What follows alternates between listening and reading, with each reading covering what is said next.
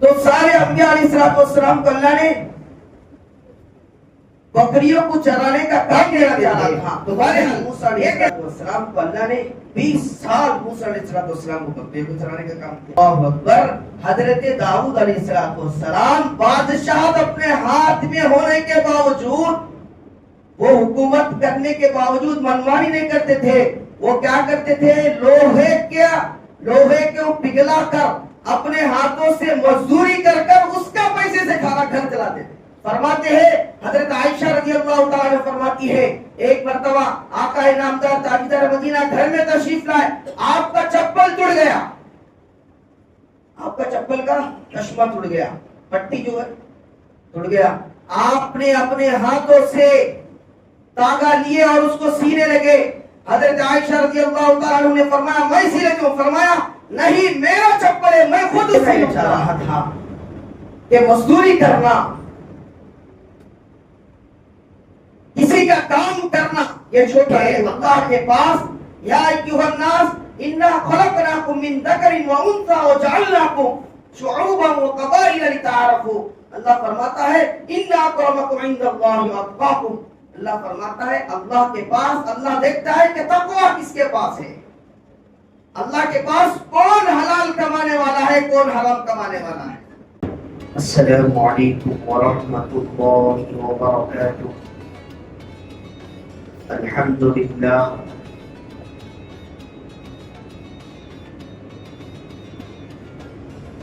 الحمدللہ رب العالمین، والصلاة والسلام على سيد الأنبياء والمرسلين وعلى آله وأصحابه أجمعين. أما بعد، فقد قال الله تعالى في القرآن المجيد والفرقان الحميد: فأعوذ بالله من الشيطان الرجيم، بسم الله الرحمن الرحيم، وما أرسلناك إلا رحمة للعالمين. صدق الله العظيم.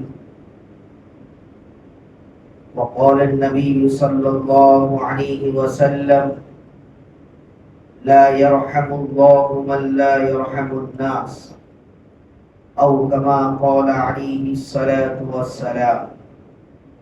وقال النبي صلى الله عليه وسلم: يرحموا من في الأرض يرحمكم من في السماء، أو كما قال عليه الصلاة والسلام. اللهم صل على محمد النبي الأمي وعلى آله وسلم تسليما. اللهم صل على سيدنا محمد وعلى آل سيدنا محمد وبارك وسلم تسليما كثيرا كثيرا. اللہ رب العزت کا بے انتہا فضل و کرم ہوا کہ اللہ رب العزت نے ہمیں اور آپ کو جمعے کی نماز کے لیے جمع فرمایا، اور اس سے پہلے اللہ اس کے رسول کے باتیں کہنے اور سننے کا بھی موقع عنایت فرمایا. دعا فرمائے کہ اللہ رب العزت ہمیں حق کہنے اور ہمیں حق سننے اور ہم سب کو اس پر عمل کرنے کی بھی توفیق عطا فرمائے. تو محترم سامعین، گزشتہ جو جمعے کے اندر آپ حضرات کے سامنے حج کے فضیلت اور حج کی اہمیت اور حج کے کرنے والے ائمہ اربع اور علماء کرام کے شوق اور حج پہ جانے والے عاشقین حج کے سلسلے میں روشنی ڈالا تھا، اور آپ حضرات بغور سماعت بھی فرما رہے تھے. اور اس جمعہ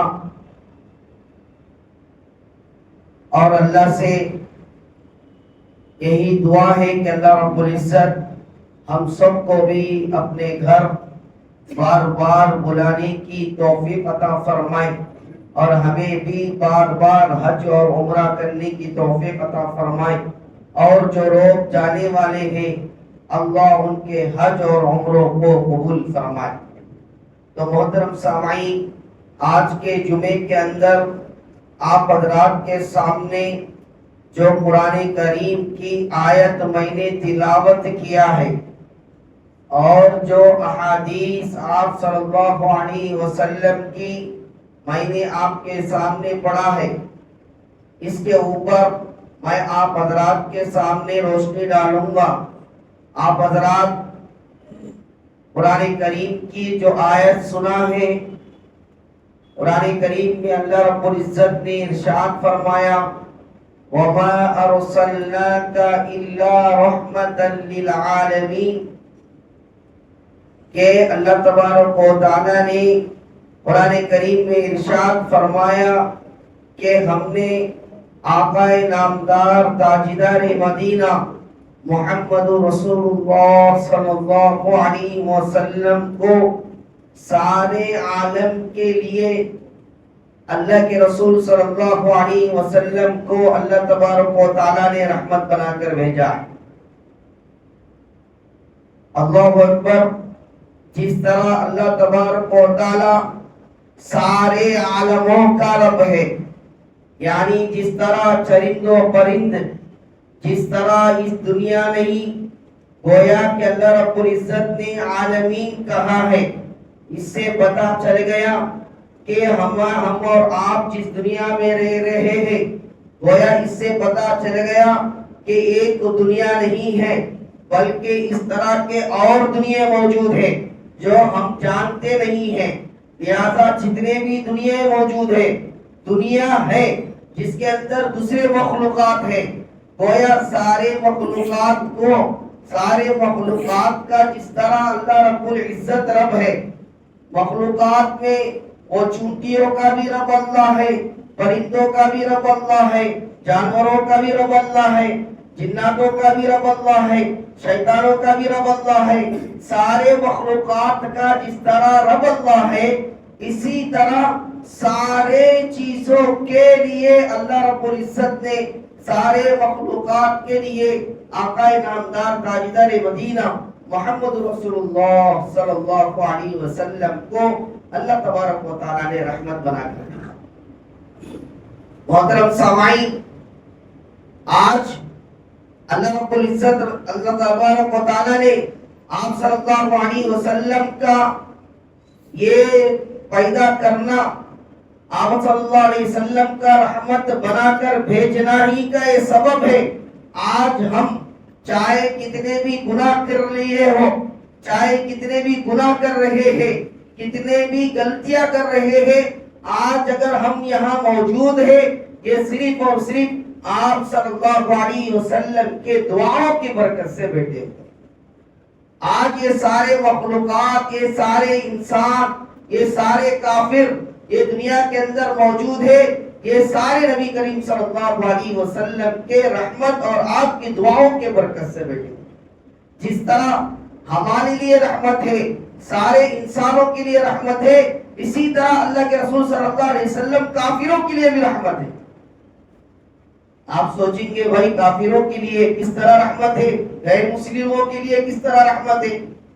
غیر مسلموں کے لیے اس طرح رحمت ہے بھائی، غیر مسلم جو اللہ کو نہیں مانتے ہیں ان لوگوں کے لیے عذاب آ جانا چاہیے تھا، لیکن اللہ کی قسم عذاب اس لیے نہیں آ رہا ہے، اللہ تبارک و تعالیٰ نے ان لوگوں کو ڈھیل اس لیے دیے ہیں، یہ صرف اور صرف آپ صلی اللہ علیہ وسلم کی دعاؤں کی برکت ہے کہ ان کو عذاب نہیں آ رہا ہے۔ ان کو جو مہلت ملی ہے یہ بھی آقا نامدار تاجدار مدینہ محمد رسول اللہ صلی اللہ علیہ وسلم کی بدولت جو ہے ان کو مہلت ملی۔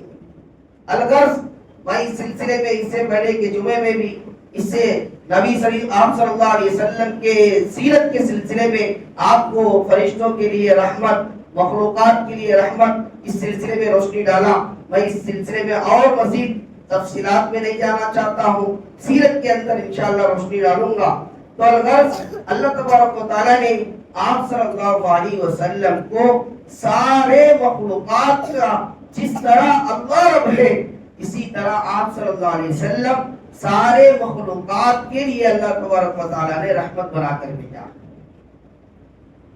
محترم سامعین، آج لوگ مزدوروں کا دن بناتے ہیں، آج کے دن لوگ مزدوروں کا دن بناتے ہیں، حالانکہ اللہ اکبر، قربان جائیے آقا انعامدار تاجدار مدینہ محمد رسول اللہ صلی اللہ علیہ وسلم پر، اللہ اکبر، اللہ کے دیے ہوئے شریعت پر اللہ تبارک و تعالیٰ نے ہمیں اور آپ کو جو شریعت عطا فرمایا ہے، اللہ اکبر، آپ تعجب ہوگا اللہ نے پیدا ہونے سے لے کر مرنے کے بعد بھی کیا، مر کر کیا دفن ہونے کے بعد کے بھی، مر کر ہڈیاں گلنے کے بعد کے بھی احکامات جو ہے ہم نے شریعت نے ہمیں بتا دیا۔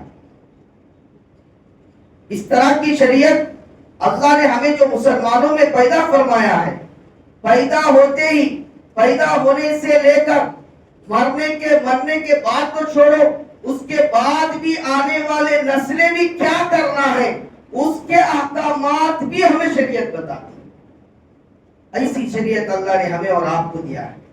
اس شریعت کو نہ ماننا عقل بھی تسلیم نہیں کر سکتی۔ عقل سے اگر کوئی سوچے اس شریعت کو نہ مانے، کیوں نہ مانے، عقل بھی مجبور ہوگی کہ مانے کیوں نہیں۔ عقل سے اگر کوئی سوچے تو یقین جانیے اس شریعت کو ماننا پڑے گا اس کو، کہ ایسی شریعت جو انسان کے پیدا ہونے سے لے کر مرنے کے بعد بھی کیا کرنا ہے جس کو شریعت بتاتی ہے، ایسی شریعت کو غلط کیسا ہو سکتی ہے۔ دیکھیے شریعت میں بچہ پیدا ہوتا ہے، پیدا ہونے سے احکامات شروع ہو جاتے ہیں۔ بچہ پیدا ہو گیا، فوراً جو ہے سیدھے کان میں اذان دے دو، بائیں کان میں اقامت کہہ دو، اس کے بعد جو ہے اس کو جو ہے آگے کا پروسیس نام رکھ دو، 7 دن کے بعد عقیقہ کر دو، اس کے بعد جو ہے 7 دن میں نہیں کر سکتے ہو، 7واں دن، 14 دن میں نہیں کر سکتے ہو، 21واں دن، اس کے بعد نہیں کر سکتے ہو، کب کرنا، جب دن، پھر جو ہے خطرے کا مسئلہ، سارے احکامات، پھر جو ہے 7 سال کا نماز کا حکم کرو، 7 سال کے بعد نہیں پڑھتا ہے مارو، پھر بستر الگ کرو، جوان ہوتا ہے تعلیم دیو، بڑا ہوتا ہے اس کو پڑھائی تعلیم کی تعلیم سکھاؤ، ادب قاعدے سکھاؤ، بڑا ہوتا ہے اس کو دین سکھاؤ، ادب قاعدے سکھاؤ، بہرحال ہر چیز مر جاتا ہے، بڑا ہوتا ہے شادی کرو، بچے ہوتے اس کو کیا کرنا ہے وہ دکھاؤ، پھر مر جاتا ہے، مرنے کے بعد اس کو کیا کرنا ہے، کس طرح دفن کرنا ہے، کس طرح کفن پہنانا ہے، مر گیا چلا گیا قبر میں بھی دفن ہو گیا، اب کیا کرنا ہے بھائی، اس کے لیے اظہار ثواب کرو، اس کے نام پر صدقہ اور خیرات کرو، اس کے بعد پھر کیا کرنا ہے، اگر کوئی مرنے کے بعد بھی اس کے ساتھ اچھا کرنا چاہتا ہے، شریعت اب بھی بتاتی ہے بھائی مرنے والے کے ساتھ بھی اچھا کرنا چاہتے ہیں تو اس کے باپ کے دوستوں احباب کے ساتھ اچھا معاملہ کیا کرنا ہے نا بھائی، شریعت کیا بتاتی ہے۔ آپ صلی اللہ علیہ وسلم سے ایک صحابی نے پوچھا کہ اللہ کے رسول صلی اللہ علیہ وسلم، میں ہمارے باپ کا انتقال تو ہو گیا، میں ہمارے باپ کے لیے کچھ کرنا چاہتا ہوں۔ آپ صلی اللہ علیہ وسلم نے فرمایا بھائی اگر تمہارے باپ کا انتقال ہو گیا، اب تم چاہتے ہو کہ تمہارے باپ کے لیے کچھ کرے، جاؤ تمہارے باپ کے دوست و احباب کے ساتھ، تمہارے باپ کے رشتہ داروں کے ساتھ اس نے سلوک کا معاملہ کرو، اور ان کے لیے صدقہ جاریہ کا کام کیا کرو، ان کے لیے صدقہ اور خیرات کیا کرو، ان کے لیے قرآن خوانی کیا، ان کے لیے قرآن پڑھا کرو، صدقہ کیا کرو، خیرات کیا کرو۔ تو گویا بھائی مرنے کے بعد بھی کیا کرنے کی شریعت بتاتی ہے، ایسے شریعت میں اللہ نے ہمیں اور آپ کو پیدا فرمایا۔ تو محترم سامعین، میں یہ نہ کہنا چاہ رہا تھا آج جو یہ میں مزدوری کا دن جو بناتے ہیں، قربان جائیے اللہ تبارک و تعالیٰ نے ہمیں اور آپ کو ایسی شریعت میں پیدا فرمایا جس شریعت میں ہر ایک کے حقوق کو شریعت ہمیں پہلے ہی بتا دیا، ہر ایک کے حقوق کو شریعت میں اللہ تبارک و تعالیٰ نے پہلے ہی بتا دیے، میرے بھائی پہلے ہی بتا دیے۔ یہ مزدوروں کے سلسلے میں تو ایک ہی حدیث کافی ہے. آپ صلی اللہ علیہ وسلم نے فرمایا میرے بھائیوں مزدور ہی کیا، مزدور اگر کوئی ہے مزدور کے لیے مزدوری کے پسینہ سوکھنے سے پہلے اس کا مزدوری دے دو. اس سے بڑی بات کیا ہو سکتی ہے؟ اس سے بڑی بات کوئی ہو سکتی ہے کیا بھائی؟ مزدوری کے لیے آپ صلی اللہ علیہ وسلم نے کیا فرمایا؟ مزدوری کے لیے مزدور کے لیے اس کا پسینہ سوکھنے سے پہلے ہی اس کا مزدوری دے دیا. الغرض محترم سامعین، شریعت میں کوئی بھی کام ہو یہ چھوٹا نہیں ہوتا ہے. کوئی بھی کام ہو شریعت میں چھوٹا نہیں ہوتا ہے. شریعت میں خالی بیٹھ کر رہنا یہ اصل غلط ہے. شریعت میں کچھ بھی نہیں کرنا، جیسا ہمارے زبان میں کہتے ہیں بیورسی کے ناتھ خالی رہنا. ہمارے زبان میں کیا بولتے جی؟ بیورسی کے ناتھ بیٹھ کو ہے. کیا بولتے جی؟ ہمارے زبان میں کیا بولتے؟ خالی بیورسی جی رہے ہیں. کیا بولتے؟ خالی بیورسی. بیورسی کسے بولتے؟ یعنی کچھ بھی کام نہیں کرتا، خالی بیٹھ کو گھر میں 3 ٹائم کھاتا کچھ بھی نہیں کرتا. شریعت میں ایسے آدمی کو تو اگر شرعی عدالت ہوتی کوڑے مار کر ختم کر دے. ایسے آدمی ہوتی، شریعت ہو کر نافذ ہوتا، اسلامی عدالت ہوتی. بلکہ حضرت عمر رضی اللہ تعالیٰ عنہ کو پاس پتا چلتا کوئی مسلمان ایسا ہے جو گھر میں بیٹھا رہتا ہے، کوئی بھی کام نہیں کرتا ہے، حضرت عمر رضی اللہ تعالیٰ عنہ اس کو بلا بھیجتا پھر کوئی مارتے. بلکہ کوئی بھی مسلمان ایسا نہیں ہونا چاہیے، بلکہ وہ خالی گھر میں بیٹھ کر رہو. شریعت بھی اس کی اجازت نہیں دیتی ہے کہ کوئی بھی مسلمان خالی بیٹھ کر رہے. کچھ نہ کچھ کرتے رہنا چاہیے، چاہے وہ کوئی بھی کام. الغرض محترم سامعین، کوئی بھی کام ہو وہ چھوٹا نہیں ہوتا ہے. چاہے وہ چپل کا سلائی کا کام ہی ہو وہ بھی چھوٹا نہیں ہے. وہ رکشہ چلانے کا کام ہی کیوں نہ ہو وہ بھی چھوٹا کام نہیں ہے. اگر وہ میستری کا کام ہی کیوں نہ ہو وہ بھی چھوٹا کام نہیں ہے. بلکہ کوئی مزدوری اٹھانے کا ہی کام کیوں نہ ہو کوئی بھی چھوٹا کام نہیں ہے. اللہ اکبر. آپ بلکہ یہ تمام کام انبیاء علیہ السلام کی سنت ہے. اس کی سنت ہے مزدوریوں کا کام، اس کی سنت ہے. نبیوں کی سنت ہے. اس کی سنت ہے نبیوں کی سنت ہے. اللہ اکبر. حضرت آدم علیہ السلام جو ہم سب کے باپ ہیں، آدم علیہ السلام نے اپنے ہاتھوں سے کھیتی کرتے تھے پھر کھاتے تھے. کیا کرتے تھے؟ اپنے ہاتھوں سے کھیتی کرتے تھے پھر کھاتے تھے. حضرت ادریس علیہ السلام وہ سلائی کا کام کرتے تھے. کس کا کام جی؟ کپڑے سینے کا کام. کیا کرتے تھے؟ کپڑے سلائی کا کام کرتے تھے پھر کھاتے تھے. مزدوری ہے بھائی.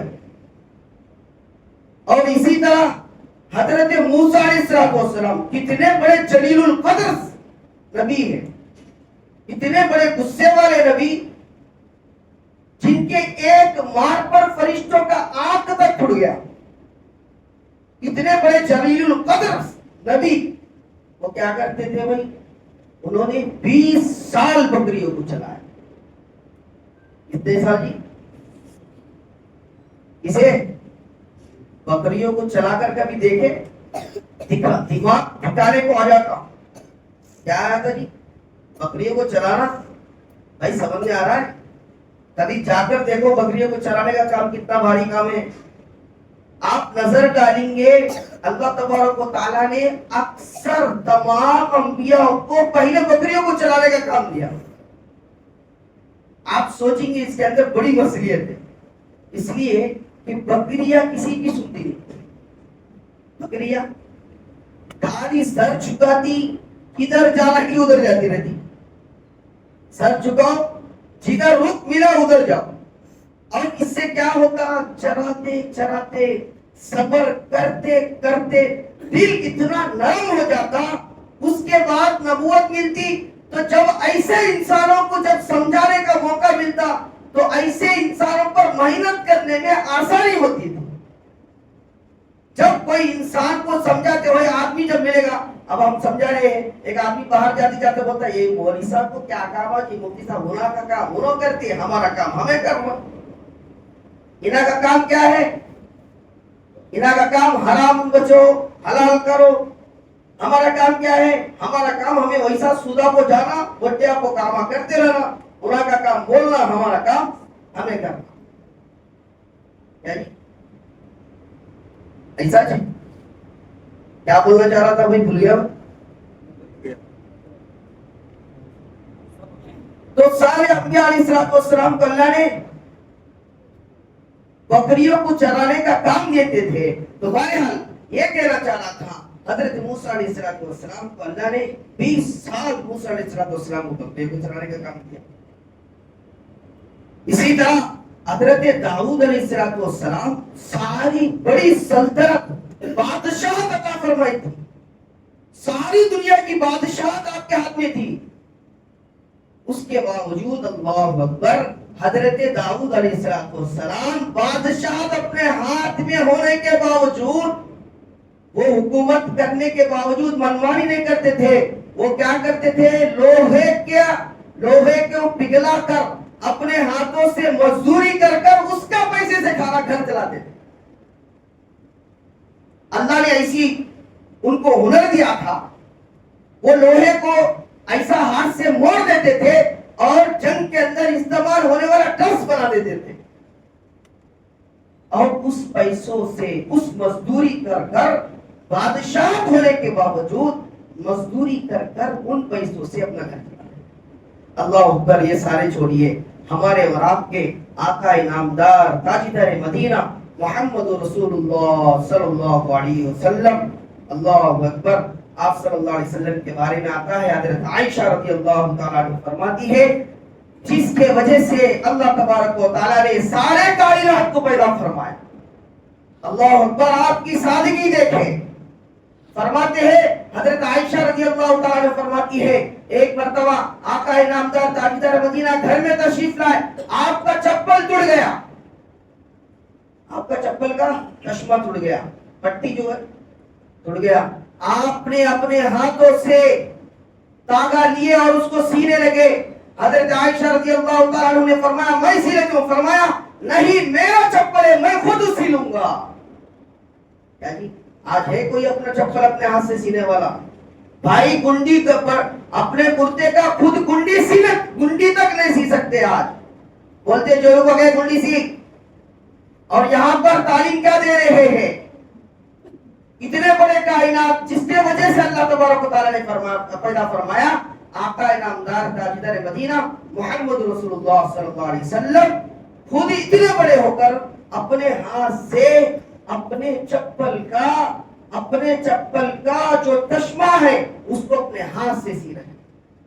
اللہ اکبر، حضرت عائشہ رضی اللہ تعالیٰ عنہ فرماتی ہے، کبھی کبھی آپ صلی اللہ علیہ وسلم میرے بغل میں بیٹھ کر کبھی کبھی روٹیاں بھی سیک لیا کرتے تھے،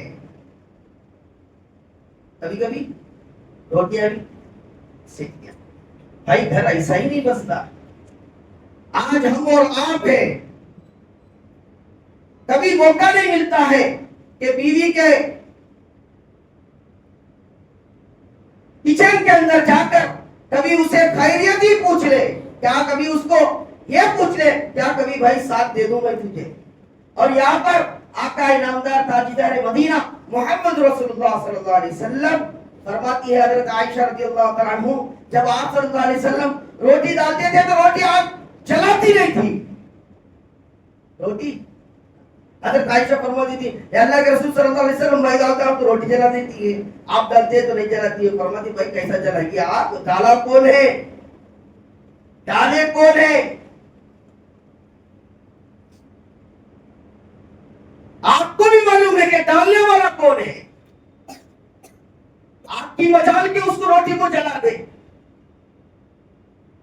تو بہرحال आप सल्लल्लाहु अलैहि वसल्लम इतने बड़े होकर, अल्लाह अकबर, ग़ज़वा खंदक के मौके पर आपने वो मिसाल कायम फरमाया।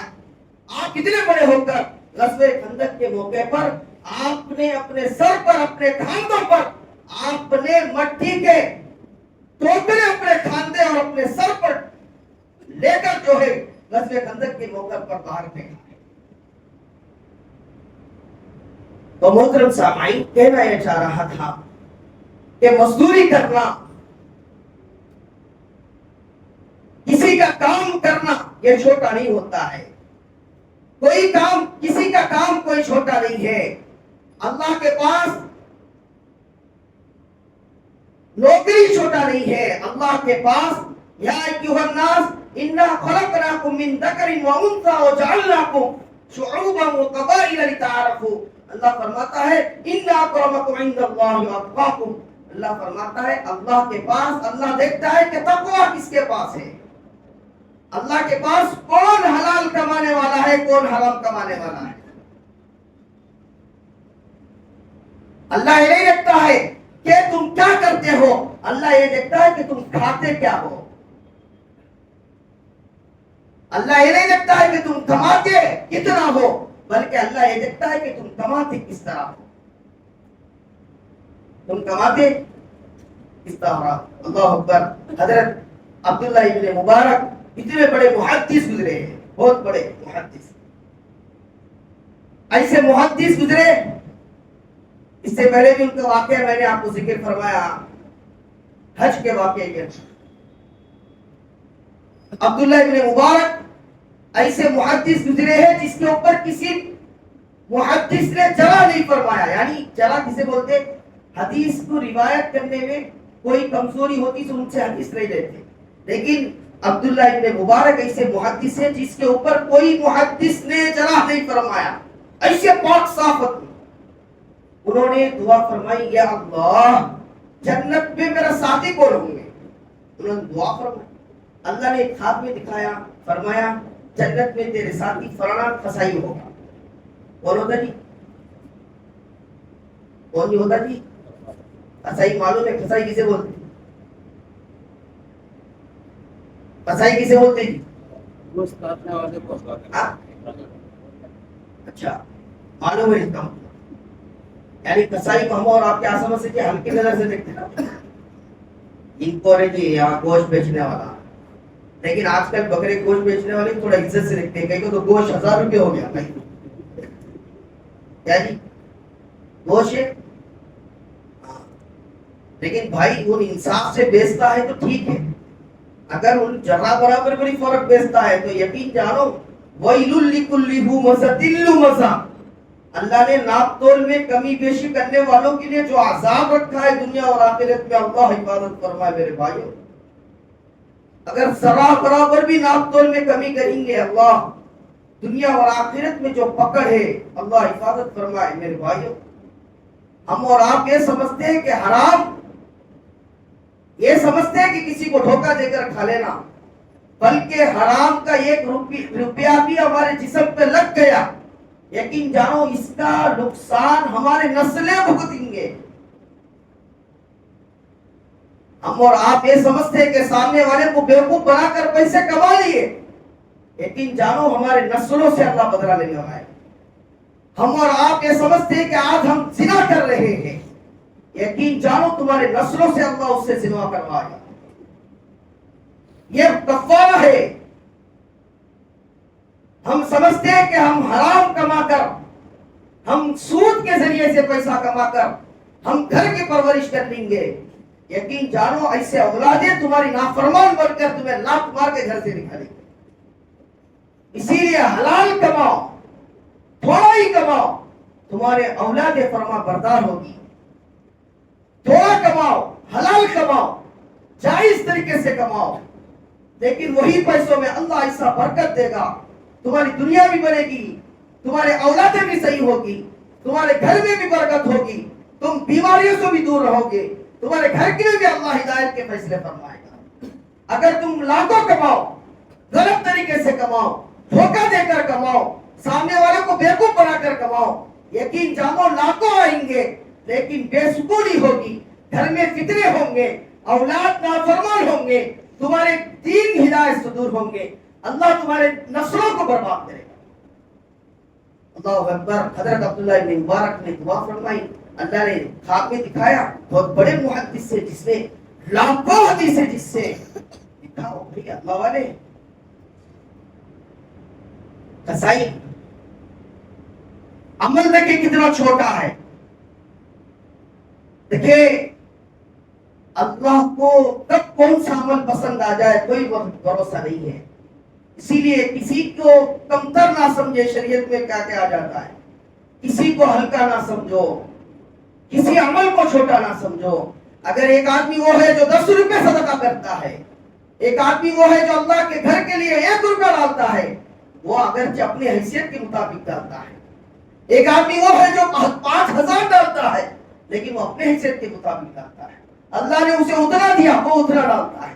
अल्लाह ने उसे 1 रुपया दिया तो वो अपने हैसियत के मुताबिक डालता है।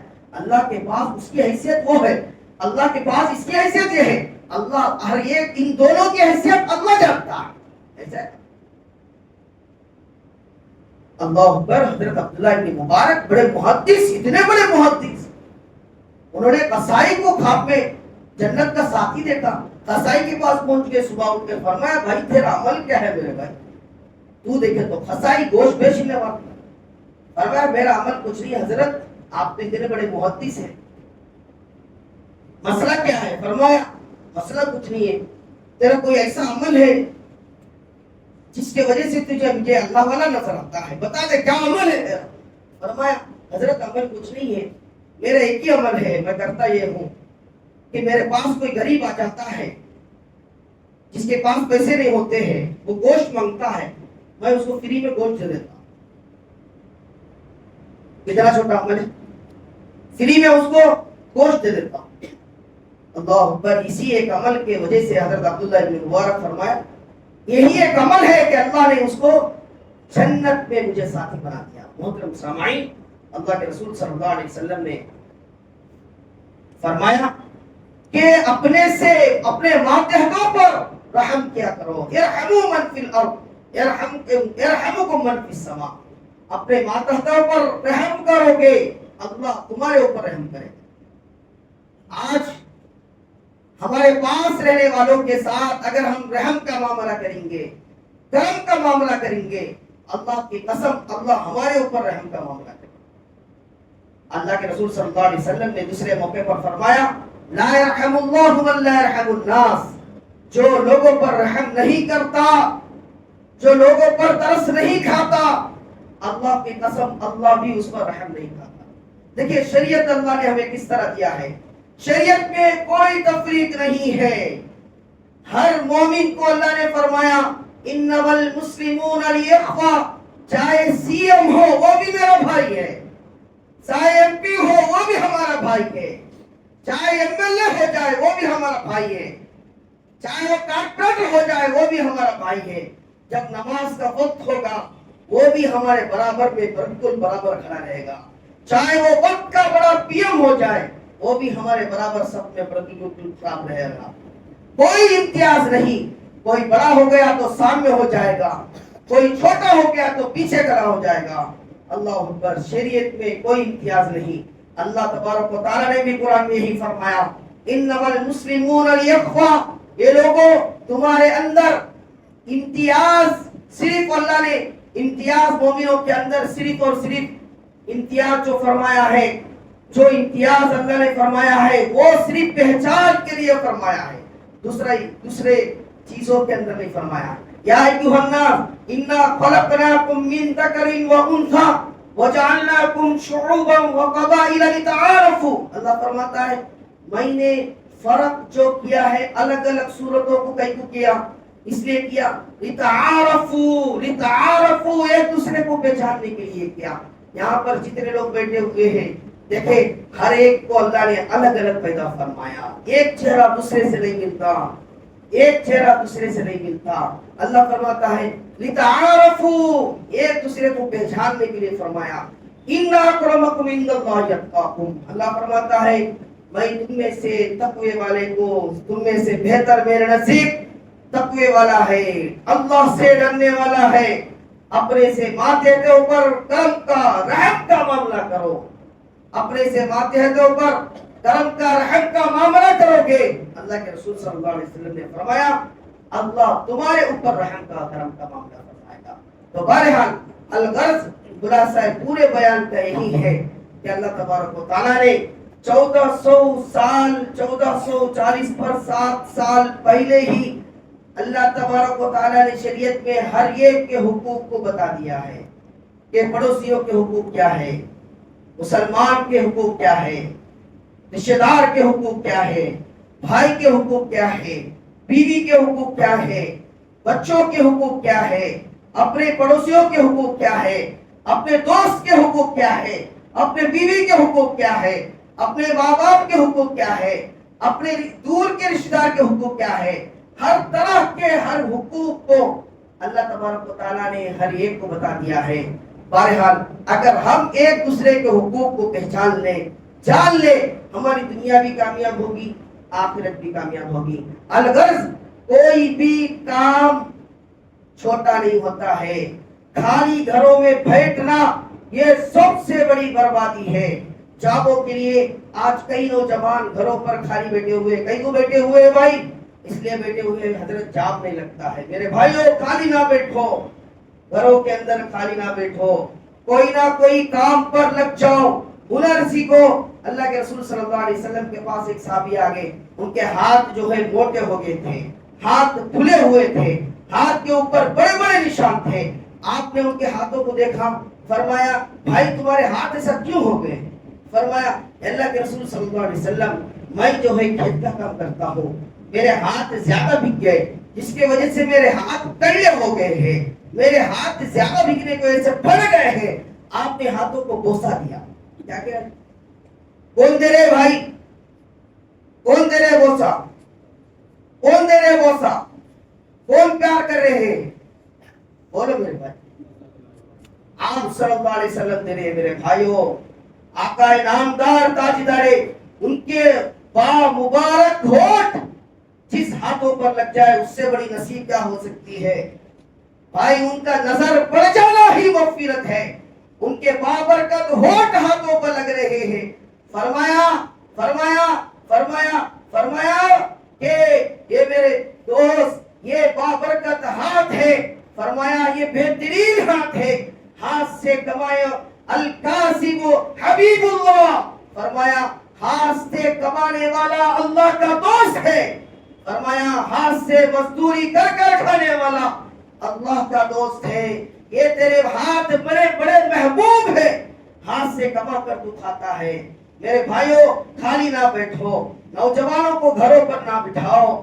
آج نوجوان جاب کے نام پر گھر پر بیٹھ کر موبائلوں کے اندر، ٹی ویوں کے اندر، دوستیوں کے نام پر اپنا وقت ضائع کر رہے ہیں۔ ان کو خالی نہ بٹھاؤ، ان کو کام پر لگاؤ، جب تک نوکری نہ مل جائے ان کو دکانوں پر لاؤ۔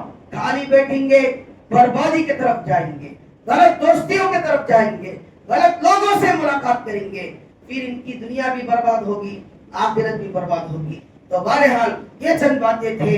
اللہ تعالیٰ سے دعا ہے اللہ تبارک و تعالیٰ ہم سب کو عمل کرنے کی توفیق عطا فرمائے، حلال روزی کمانے کی توفیق عطا فرمائے، حلال کمانے کی، حرام سے بچنے کی اللہ توفیق عطا فرمائے۔ وآخر دعوانا الحمدللہ رب العالمین۔